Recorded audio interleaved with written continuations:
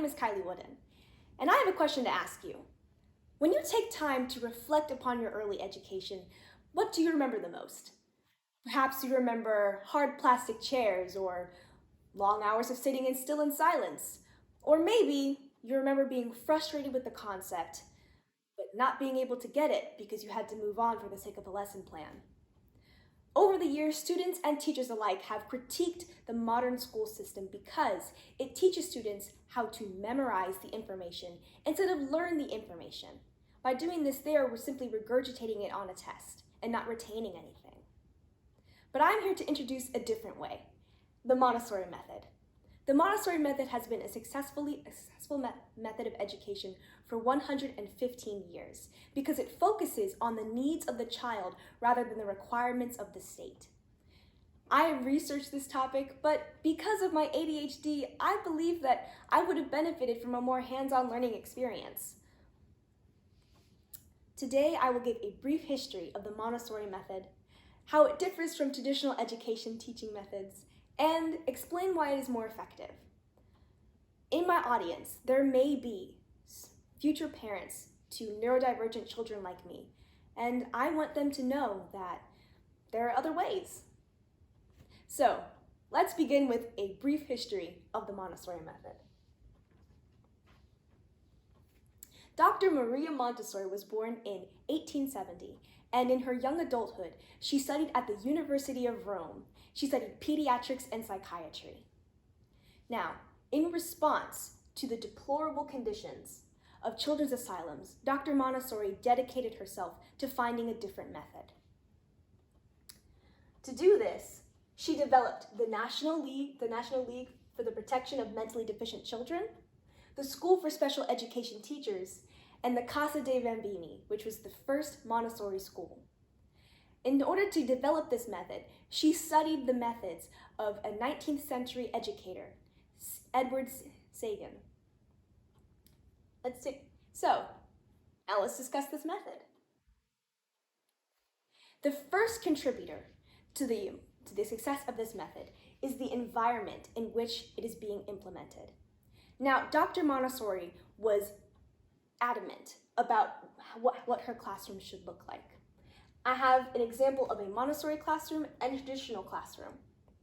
In the Montessori classroom, there are wide open spaces which encourage students to nurture their curiosity and participate in the activities.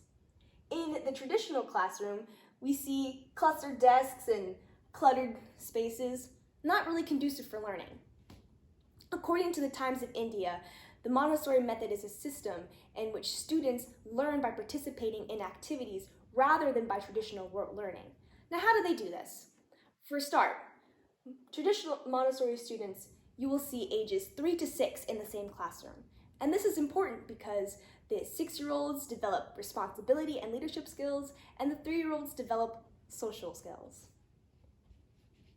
In an article written for the News Journal, Sean Stewart and Linda Zinkowski wrote, "Instead of expecting children to progress neatly through a regimented day, sitting still and transitioning from one adult-determined activity to the next, the Montessori approach allows children of all ages to explore their environment and follow their curiosity." Now, the second contributor to the success of this method are the teachers. Now, the teachers must be willing to control the classroom, but allow the students to lead. And they also must have the creativity, the willingness, and the patience to guide students through the different problems that are presented to them through the day.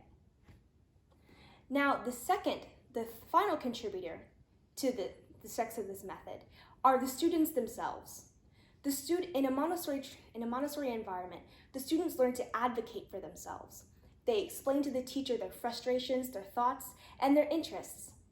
And they also must have an openness to explore different methods to solving the same problem. Now that we know how the Montessori system operates, let's discuss how it's more effective. According to an article by the American Montessori Society, research has found that Montessori students are more effective in these particular areas. Now up here, I have a graph which shows some of the different assessment levels, and I'm going to get to that in a minute. But first, the Montessori system is effective for students because students learn critical thinking skills. They are able to effectively go through a problem and understand it and learn how to solve it. Now, on these orange lines, we have the Montessori method, and on these blue lines, we have traditional methods. Now, when students were tested in language arts and math, language arts being the straight line and math being the dotted line, you can see how each grade in the Montessori method scored higher than those who were in traditional methods.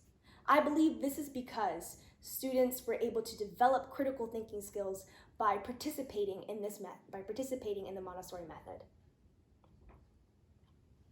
In conclusion, let's review what we've discussed. The Montessori method was developed by Dr. Maria Montessori in response to a broken education system. The Montessori method encourages students to explore their environment and learn from what they have done. And the Montessori method has been proven successful in tangible ways.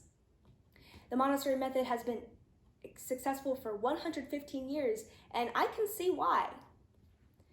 Ladies and gentlemen, the world is changing, and in this rapid world, it seems like the education system is moving at a snail's pace. I think it's time we rethink our methods. Thank you.